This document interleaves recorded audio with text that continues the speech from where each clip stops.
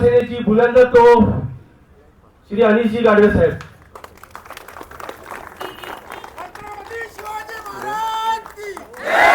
बाहेर येतो, बाहेर येऊ.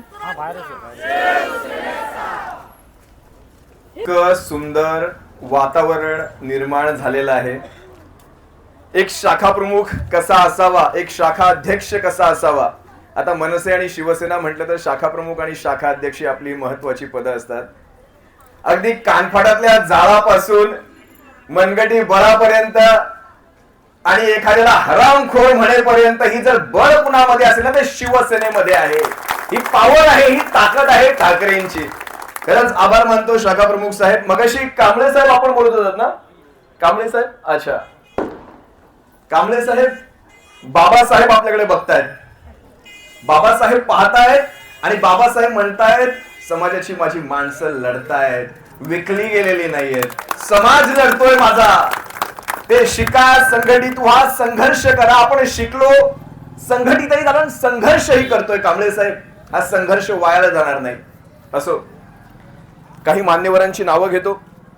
व्यासपीठावर उपस्थित रवींद्र इंदुलकरजी, विभागाध्यक्ष मनसे, राजू चव्हाणजी, उपविभागाध्यक्ष, अजित आडेलकरजी, शाखा संघटक, शाखा अध्यक्ष, उमेदवार आपल्या सौ सोनालीताई समीरजी साबे, श्री समीर विष्णू साबे उपविभाग प्रमुख आहेत, सुनील आडेलकर शाखा प्रमुख, सौ स्नेहल महाडिक शाखा संघटक, बबनजी कांबळे कुणबी समाजाचे आपले अध्यक्ष आहेत, अरुण उतेकरजी असतील, बाळा सावंतजी असतील आणि तमाम इथे जमलेले तमाम मान्यवर, हे माझे सारे शिवसैनिक, व्यासपीठावर इतर सारे मान्यवर, तुम्हा सर्वांना माझा मानाचा जय महाराष्ट्र.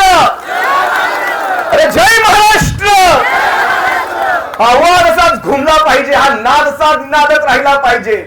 आणि मला विशेष तुमचं कौतुक करायचंय बरं का. झेंडा धरलाय ना हातामध्ये, हा शिवसैनिक जोपर्यंत शिवसेनेमध्ये आहे ना तोपर्यंत ह्या माझ्या शिवसेनेला मरण येणार नाही. माझी शिवसेना कधी संपणार नाही. कारण निस्वार्थ प्रेम काय असतं हे अशा शिवसैनिकांकडनं शिकायचं. हातात झेंडा कुणी सांगितलंय धरायला नाही. झेंडा पकडण्याचं काही मिळतं आपल्याला नाही.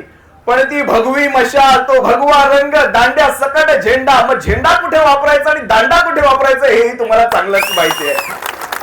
कधी झेंडा आणि कधी दांडा. मग अदानी येऊ नाही तर मग कोणी येऊ.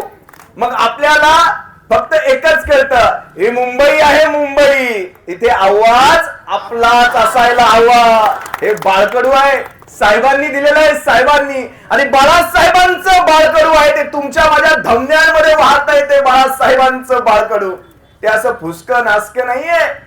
ह्या बाळासाहेबांनी आपल्याला ते धमन्यांमध्ये पेरून नेलेलं आहे.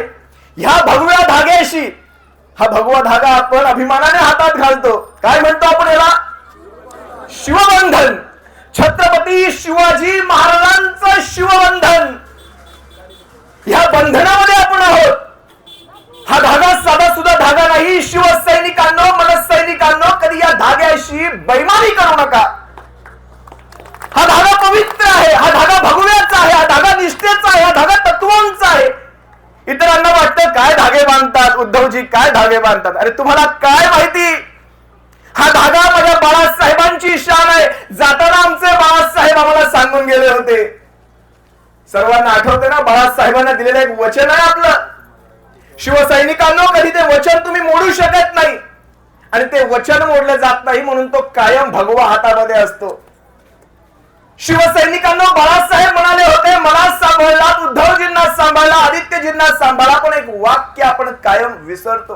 ते वाक्य शेवटचं फार महत्वाचं होतं.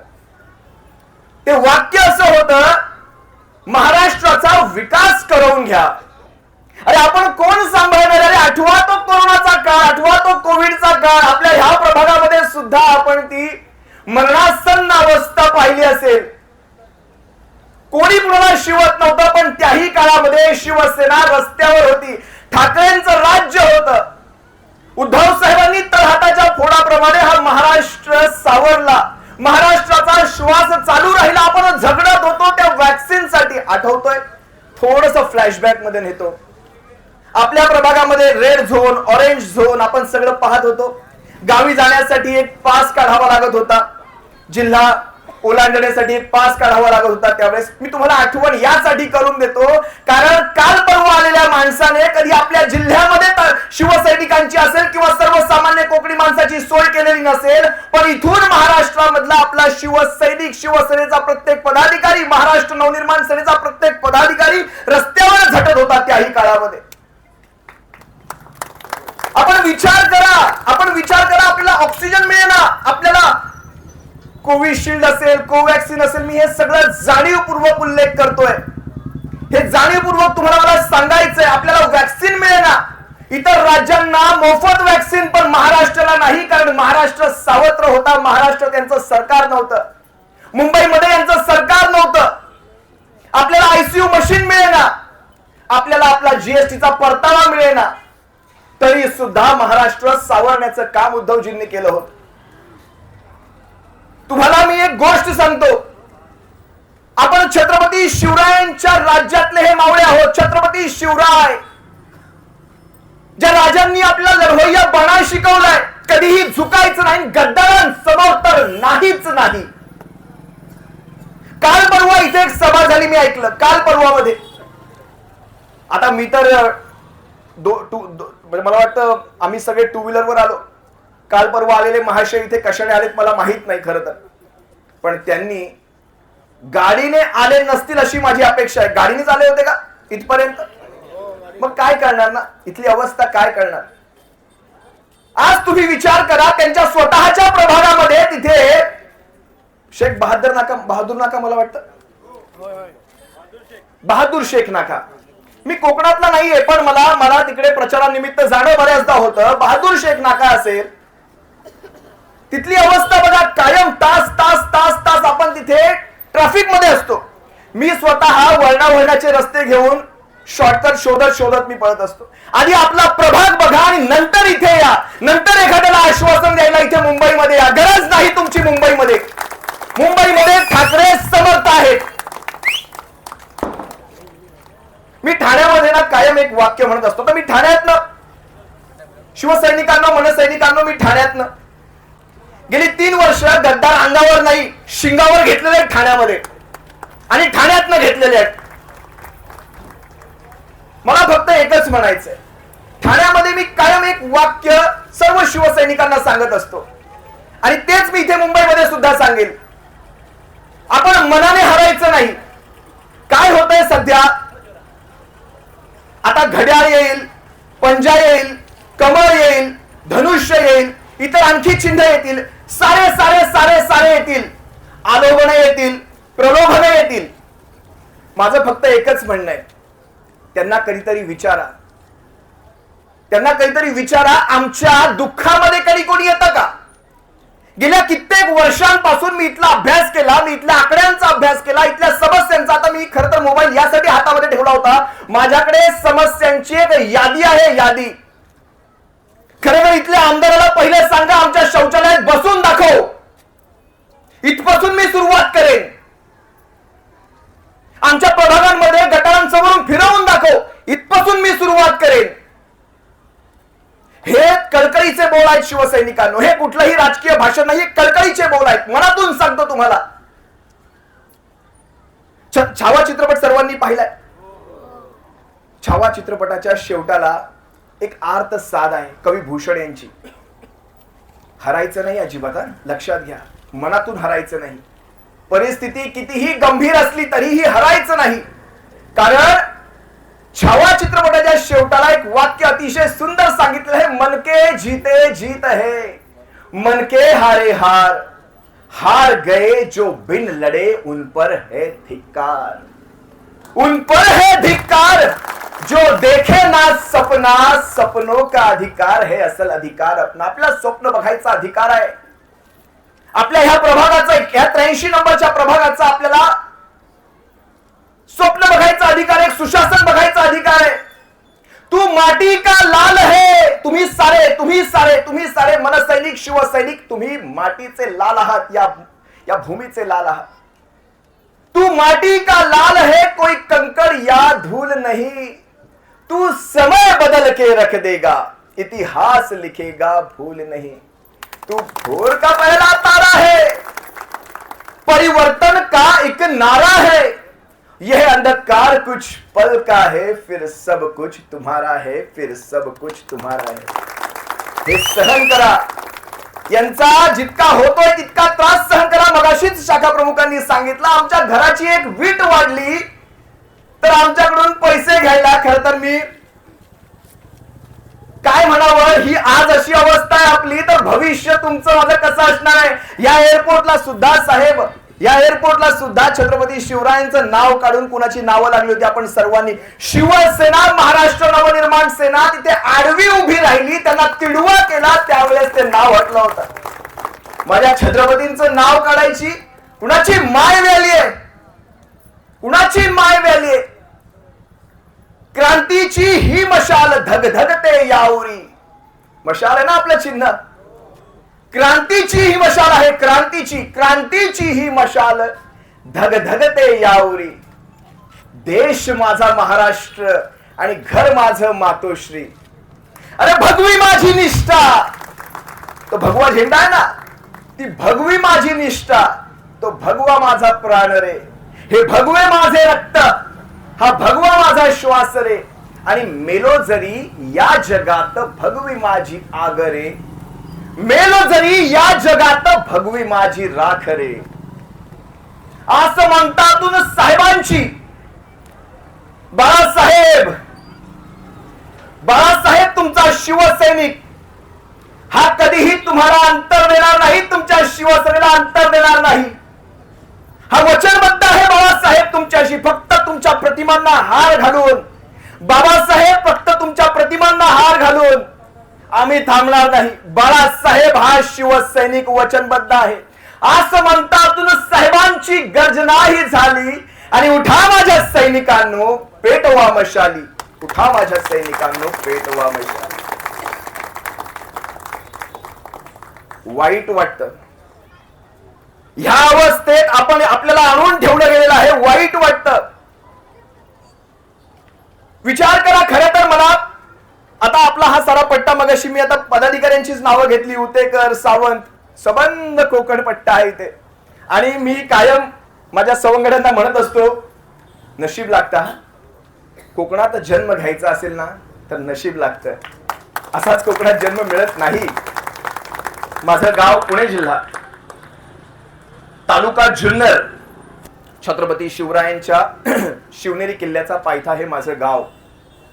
महाराजांच्या जन्मस्थळाचा मी कुठेतरी तिथून त्या पदस्पर्शाची धूळ उडत उडत उडत उडत आमच्याही कपाळी बसली असेल, आणि कुठेतरी तत्वनिष्ठा या आमच्या रक्तात भिनल्या असतील, माहित नाही, पण सबंध आयुष्य ज्या कोकणामध्ये महाराजांनी आपलं व्यतीत केलं, त्या कोकण पुण्यभूमीचे, त्या पुण्यनगरीचे तुम्ही सारे पाईक।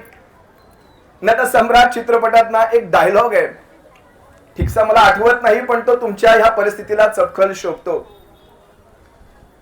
काय म्हणाले होते नानासाहेब पाटेकर, काय म्हणाले होते, आपल्या सरकारामध्ये सरकार म्हणत होते त्या चित्रपटामध्ये, सरकार, सरकार दुनिया बैमान झाली तरी चालेल, सरकार दुनिया बैमान झाली तरी चालेल, पण तुम्हाला ती मुभा नाही।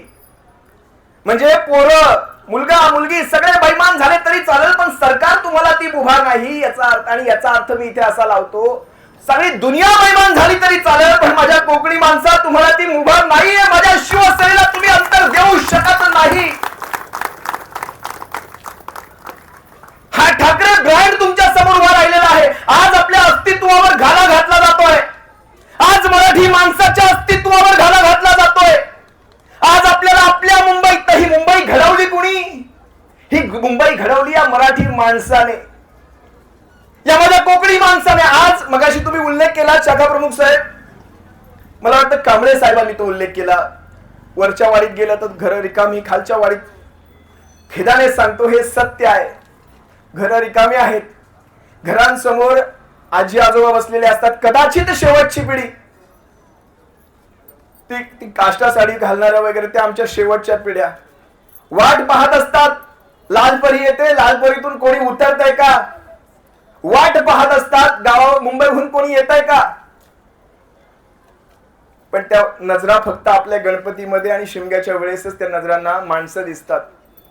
कुणाला आवडतं हे सारं सांगा मला तुम्ही, कुणाला आवडतं? पण ही परिस्थिती आहे, ही परिस्थिती आहे आपल्यावर आणून ठेवलेली आहे. गेल्या 12 वर्षांपासून 10 ते 12 वर्षांपासून पहा तुम्ही, जवळपास किंवा त्याच्याही पूर्वीचा काळ पहा, साधा आपला मुंबई गोवा हायवे बने ना, समृद्धीसारखा महामार्ग बनतो, पण कोकणातला रस्ता म्हणे काय 4-4, 5-5 भावांमध्ये भांडणं वगैरे वगैरे विषय काढले जातात. अरे काय सांगावं आता, खरं तर मला त्या विषयात जायचं नाही.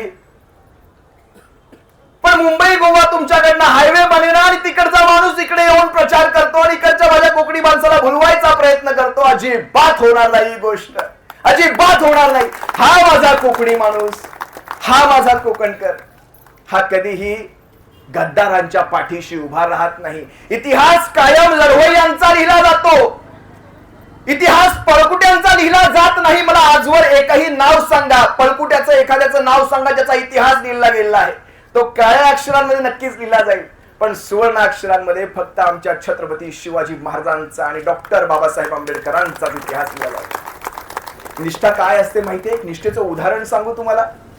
सहजतः छत्रपती शिवरायांचं नाव तोंडी आलं. कधी दुर्गेश्वर रायगडी गेला आहात का? त्या रायगडी किल्ल्यावर अगदी म्हणजे जिथे फक्त आपली पावलं पडतात, जिथे काहीच नसतं, तिथे हिरोजी इंदुलकरांची एक पायरी आहे. पायरीवरती एक लादी लावलेली आहे, तिच्यावर लिहिलेले सेवेचे ताई पायी तत्पर आणि हिरोजी इंदुलकर. हे काय बघा ना तुम्ही. म्हणजे ज्या वेळेस छत्रपती शिवाजी महाराज तिकडे आग्र्यामध्ये होते, आग्र्यामध्ये कैदेमध्ये होते, त्याही वेळेस दखनेत आपल्या महाराष्ट्रामध्ये रायगड किल्ल्याचं बांधकाम अहोरात्र चालू होतं. म्हणजे तिकडे महाराज अडकलेले असताना इकडे स्वराज्य ठप्प झालं होतं. याला म्हणतात सुशासन. आणि त्यावेळेस रायगडाचं बांधकाम त्यावेळेसचे आद्य इंजिनियर हिरोजी इंदोलकर करत होते. महाराज तिकडे, पैसा नाही हाताशी. बघा निष्ठा काय असते, तत्व काय असतात, विचार काय असतो, प्रेम काय असतं, आपल्या राजाविषयी काय ती भावना मनामध्ये असेल. आपला राजवाडा विकला, कर्ज काढली आणि तो रायगड किल्ल्याच्या बांधकामामध्ये घातला.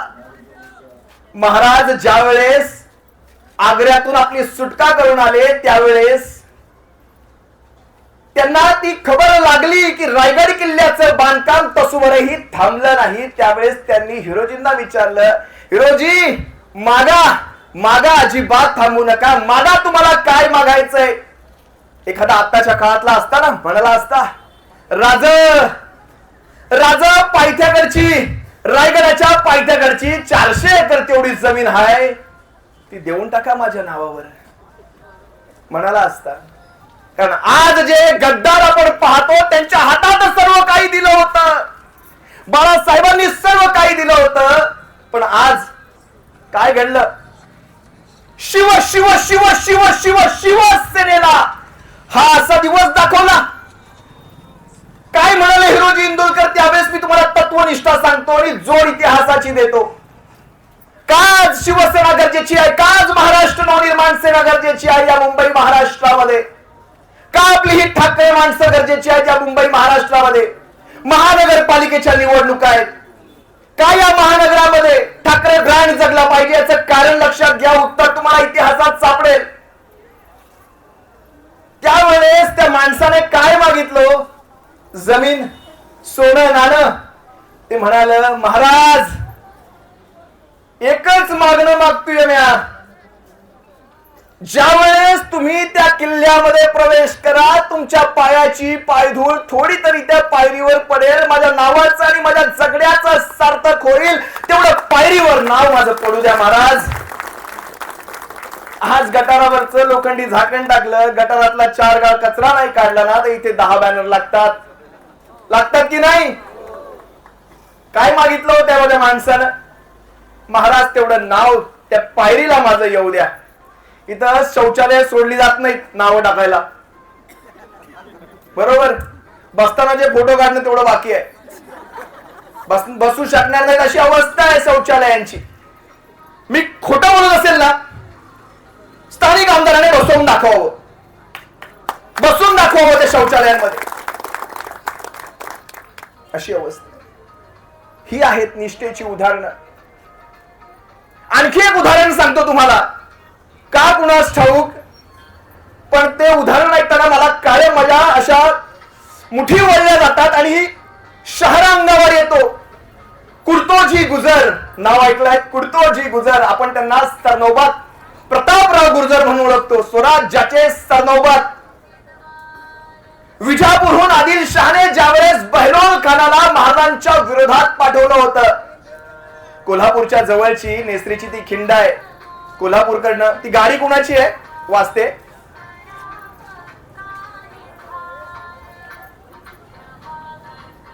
हरकत नाही, हरकत नाही. कोल्हापूरच्या जवळ नेसरीची खिंड आहे. नेसरीची खिंड. आपला इतिहास आपल्याला काय सांगतो लक्षात ठेवा. आपला इतिहास आपल्याला पळवटा सांगत नाही. आपला इतिहास आपल्याला गद्दारी शिकवत नाही. आपला इतिहास आपल्याला लढणं शिकवतो. आपल्या अधिकारांसाठी ते लढणं काय असतं ना, ते इतिहासातून शिकायचंय. आणि फक्त छत्रपती शिवाजी महाराज की म्हटलं तर जय नाही पाहिजे, छत्रपती शिवरायांच्या विचारांवर चालणं सुद्धा आलं पाहिजे. हे उदाहरण तुम्हाला मी जे सांगतोय ना, अतिशय महत्वाचं आहे. बघा, राजांविषयी असलेलं त्या मावळ्यांचं प्रेम बघा. आज ते मिळणार नाही साहेब, आज ते मिळणार नाही. ज्यावेळेस विजापुराहून बहलोल खान आला, 12,000ची फौज घेऊन आला होता, राजांनी सांगितलं कुर्तोजी, म्हणजे त्यांना प्रतापराव गुर्जर हा नंतर एक पुरस्कार मिळाला आहे. प्रतापराव कधी त्यांचं नाव झालं हे तुम्हाला सांगतो. ज्यावेळेस मिर्झा राजा जयसिंग याने याच्यावर हल्ला केला होता कुर्तोजी गुजरांनी, त्यानंतर राजांनी त्यांना प्रतापराव ही पदवी बहाल केली होती. त्यांचं नाव प्रतापराव नव्हतं. असा हा माणूस याला कामगिरी बजावली. प्रतापरावांना सांगावा घडला, प्रतापराव बहलोल खानास धुळीस मिळवावे, धरावे अथवा मारावे, आदेश स्पष्ट होता. झालं बघा काय त्यावेळेस. कुर्तोजी गुजरांनी, प्रतापराव गुजरांनी त्याला असा काही घेरला, 12,000च्या सैन्यासकट 2 ते 3 दिवसात प्रतापरावांच्या समोर हा बहलोल खान शरण आला. आणि त्या बहलोल खानाने प्रतापरावांजवळ धर्मवाट मागितली. धर्मवाट द्यायची की नाही द्यायची हा अधिकार रायगडाला होता. हा अधिकार प्रतापरावांना नव्हता. पण प्रतापरावांनी आपला अधिकार वापरला आणि धर्मवाट दिली. आणि घेतलं काय? तलवारी घेतल्या, घोडे घेतले, शमशेरी, तोफा, गोळे सगळं काही काढून घेतलं, पैसा अडका नाणं सगळं घेतलं आणि रायगडी खलिता धाडला. राज खलित्यामध्ये काय लिहिलं होतं बघा, राज मोठा विजय संपादन केला. राजांना आनंद झाला. राजा पत्र वाचतायत, पत्र वाचून दाखवलं जात आहे, राजा मोठा विजय झाला. बहलोल खानास पकडले, हत्ती, घोडे, शमशेरी, सोनं नाणं अर्क सगळं काही घेतलं. पण राजा बहलोल खानास धर्मवाट दिली. महाराजांच्या डोक्यावरच्या शिरा उठल्या. बहलोल खानास धर्मवाट. प्रतापराव हे तुम्ही काय केलात?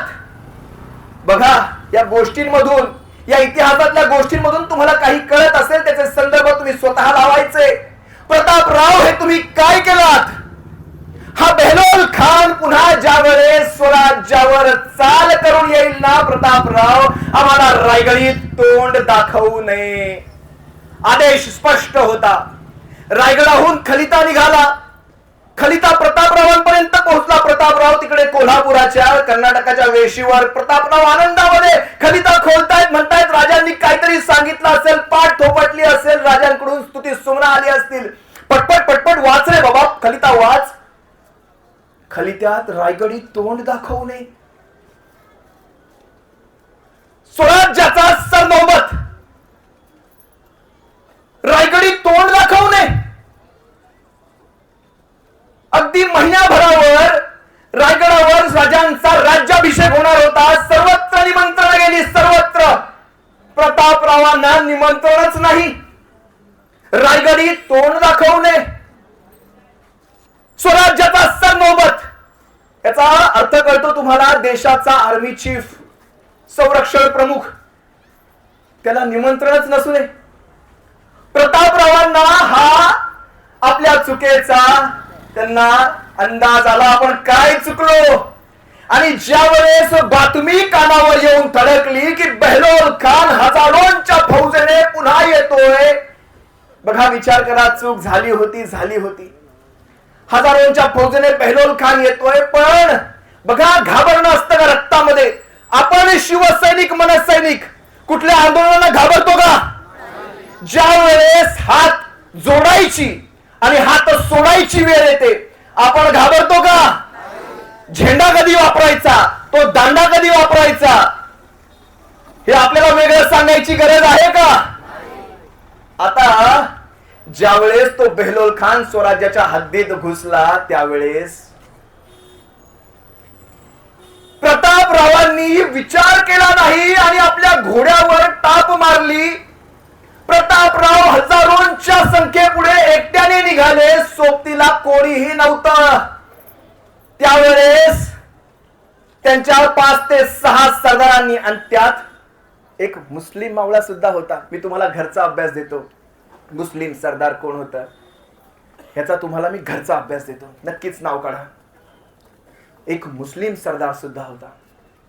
हे 6 सरदार ज्यावेळेस आपले सरनौबत तिकडे लाखांच्या फौजेच्या समोर जात आहेत, त्यावेळेस हे 6च्या 6 स्वामी निष्ठता काय असते ना, बघा स्वामी निष्ठता. माझा सरनौबत जातोय, एकटं कसं सोडू, मागे काही हजारांची फौज होती, घेऊन जाऊ शकले असते, पण नाही ना, तो वेळ अंगात असतो. वेळ वेळ वेळ, ते वेळ रक्तामध्ये भिनलं. माझ्या राजांनी रायगडी तोंड दाखवले. म्हटलं प्रतापराव दौडत दौडत निघाले, मागे 6 घोडे अजून पळाले.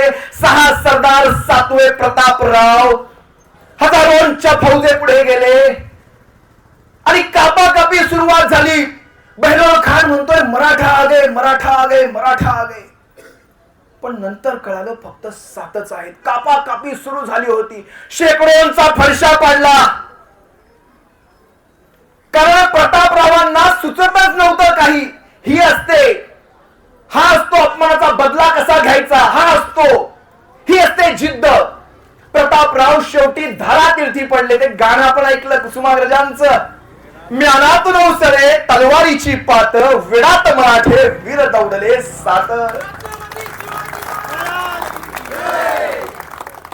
म्यानातून उसळे तलवारीची पात, म्यानातून उसळे तलवारीची पात, वेडात मराठे वीर दौडले 7.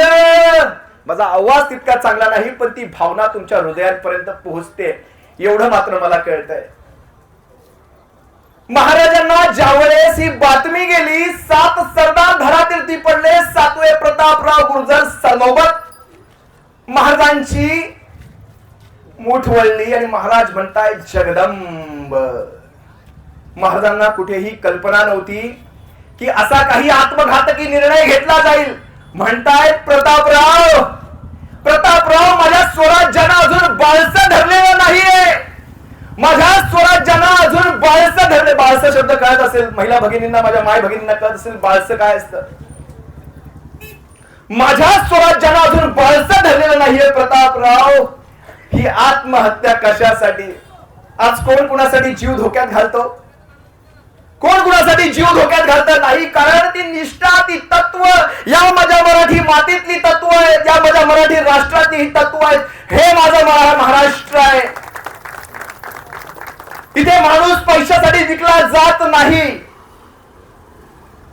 हे कधी आपल्या अंगात आत्मसात करणार आपण? आज म्हणतो काय जाणार आहे, कसं चाललंय ठाकरेंचं, कसं होतंय ठाकरेंचं, कसे माणसं फुटतायत, त्यांना सांगा कानफटात स्वतःच्या स्वतः जाळ मारून घ्या. ज्यावेळेस ठाकरे सांगतील ना, तुमच्या बुडाखाली ती घातलेली पॅन्ट ती सुद्धा राहणार नाही. ज्या दिवशी ठाकरे नसतील त्या दिवशी. आज उद्धव साहेब अदानींच्या विरोधात लढणारा माणूस सांगा बरं मला एखादा. आपले आंदोलन तुम्ही सर्वांनी पाहिलेत. आज तुम्ही पहा धारावीसाठी सगळीकडे फक्त उतरते रस्त्यावरती महाराष्ट्र नवनिर्माण सेना आणि शिवसेना आणि ठाकरे ठाकरे ठाकरे. मी जास्त खरंच काही बोलणार नाही, पण या सगळ्यामधून तुम्हाला जर काही मिळालं असेल, काही समजलं असेल, आपल्या प्रभागातल्या समस्या गेल्या कित्येक वर्षांपासून आपण त्या आपल्याला सवय झाली आहे. तो क्रांतीवीर मधला मला खरंच नाना पाटेकर आठवतो. खरंच माझ्यात मला कदाचित क्रांतीवीर घुसलाय की काय माहिती नाही. हे कलम वाली बाई, कुछ नहीं होगा, सब सोए है. वोटिंग आएगा, इधर से पैसा उधर से पैसा जाएंगे सदम. असं करू नका. येणाऱ्या लक्ष्मीला लाताही मारू नका. लक्ष्मी घ्या, लक्ष्मीला नाही म्हणू नका. मी खरंच सांगेन तुम्हाला, आज जर कुठून लक्ष्मी दर्शन होत असेल घ्या, पण ज्या वेळेस मतदानाला केंद्रात चालला हात छातीवर असा हात ठेवायचा, एक क्षण डोळे बंद करायचे. अधिकाऱ्यांना सांगा मला डोळे बंद करू द्या, मला विचार करू द्या माझ्या मनाचा. मन सांगेल ना की हे बटन दाब, ह्याच बटनावर तुझा उत्कर्ष आहे, भले पैसे कोणाचे घेतलेले असू दे. मन कधी खोटं बोलत नाही. मगाशीच म्हणालो, मन के जीते जीत है, मन के हारे हार. मन तुमचं मशालीकडे तुम्हाला घेऊन जाणार. कर कचून मशाल दाबायची. मुंबईच्या आसमंतापर्यंत आवाज गेला पाहिजे. आवाज कुणाचा? एकच ब्रँड, एकच ब्रँड, एकच ब्रँड, एकच ब्रँड. अरे जोपर्यंत असा कडवट निष्ठावंत पाठीशी आहे आणि जोपर्यंत हा भगवा डौलाने उभत आहे पाठीशी, छत्रपती शिवरायांचा आशीर्वाद आहे. आणि बाबासाहेब, तुमच्याशी गप्पा मारायच्या तेवढ्या राहिल्या माझ्या बाबासाहेब. मगाशी कांबळे साहेबांनी भरपूर काही म्हटलेलं आहे, पण बाबासाहेब एकच सांगतो, बाबासाहेब आपलं संविधान धोक्यामध्ये आहे. आपल्या संविधानाची पायमल्ली होत आहे. बाबासाहेब, तुम्हाला माहित नसेल कदाचित त्या काळामध्ये, पण आज तुम्ही त्याही वेळेस म्हणाला होतात की हे संविधान परिपूर्ण आहे, पण ज्यावेळेस ते वापरतं कोण, ते कुठल्या हातांमध्ये आहे, यावर त्या संविधानाचं मोजमाप ठरतं. बाबासाहेब, तुम्ही अतिशय योग्य म्हणाला होतात.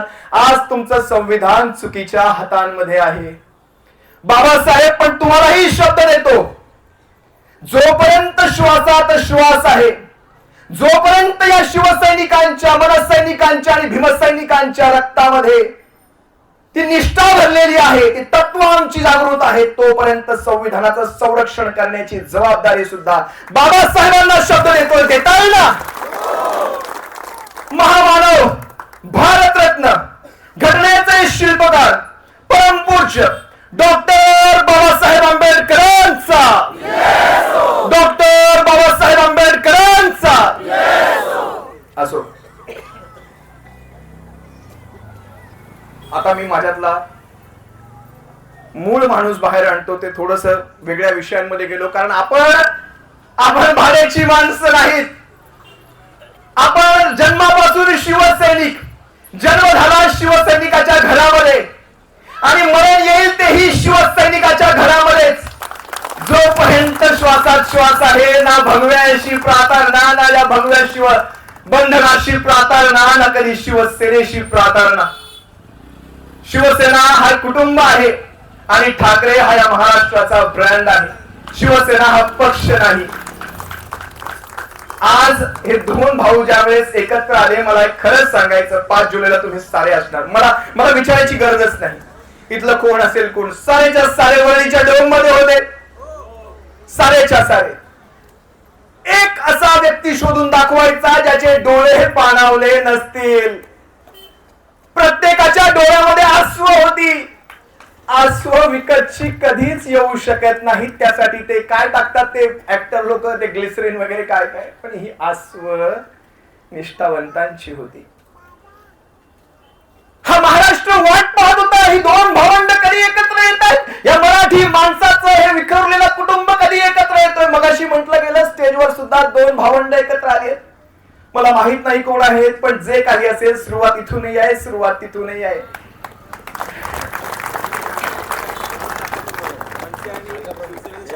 तुम्ही अरे ते तो चित्रपट कुठला होता, झेंडा झेंडा, ते विठ्ठला कोणता झेंडा घेऊ हाती, ऐकलंय ते? तीच परिस्थिती आहे बहुतेक इथे. पण आभार मानावे लागतील उद्धव साहेबांचे, राज साहेबांचे. आमचे 2 शाखा प्रमुख इथे एकत्र आले. आज सांगतो, कोकणामध्ये आपली जागा का पडली. कोकणामध्ये आपण 10-12 हजारांच्या मताधिक्याने पडलो लोकसभेला, एवढं लक्षात ठेवा. 4 लाखांचं मतदान आपल्याला झालं राऊत साहेबांना, 440 समोरच्यांना झालं. एक डमी मला वाटतं सारख्याच नावाचा विनायक राऊत नावाचा एक डमी उभा केला होता, त्याला 20,000चं मतदान झालं, ते बाजूला केलं, उरलेले 20,000. आज जर साहेबांनी पाठिंबा दिला नसताना तर कोकणातला यांचा गड तिथेच उलटा पालटा पडला असता. शिवसेना कोकणामध्ये मजबूत आहे, महाराष्ट्र नवनिर्माण सेना कोकणामध्ये मजबूत आहे आणि तीच मजबूती आपल्याला या 83 नंबरच्या वॉर्ड मध्ये घेऊन यायचे. ज्या दिवशी शिवसेनेचा नगरसेवक इथला निवडून येईल तो भगवा गुलाल आमच्या सोनाली ताईच्या माथ्यावर असेल, शिवसेनेच्या माथ्यावर असेल. त्या दिवशी कुणाची माय राहिली इथे नजर वरती करून पाहायची. अरे ला कार्य करण्याची ताकद फक्त शिवसेनेमध्ये आहे. आपल्या उमेदवार सोनालीताई समीरजी साबे या उच्च शिक्षित आहेत, शाळेमध्ये विद्यार्थ्यांना शिकवतात, त्यांना जाण आहे. सुशिक्षित समाज भविष्यामध्ये कसा घडवायचा हे त्यांना चांगलं ठाऊक आहे. जर ते लहान त्या गोळ्यांना आकार देत असतील तर विचार करा समाजाविषयी ते काय मत ठेवून चालते. एक विजन लागतं, विजन. ते लहान बाळ सुद्धा हात वर करतंय. छोटा शिवसैनिक आहे तो, भविष्यात फार मोठा शिवसैनिक बनशील. विजन लागतं, आपल्या समाजाविषयी एक ती नाळ लागते, ममत्व लागतं आणि विजन येण्यासाठी शिक्षण लागतं आणि ते शिक्षण त्यांच्याकडे आहे. आपण सर्वजण या प्रभागातले सारे सारे सारे सर्वसामान्य, तुम्ही आम्ही सारे सर्वसामान्य आहोत. जे इथे बसून घरामध्ये बसून मला ऐकतायत, प्रभाग क्रमांक 83 पर्यंत जिथपर्यंत माझा आवाज पोहोचतोय हा सर्वसामान्य शिवसैनिक तुमच्या दाराशी आलाय, ठाकरेंचा संदेश घेऊन आलेला आहे.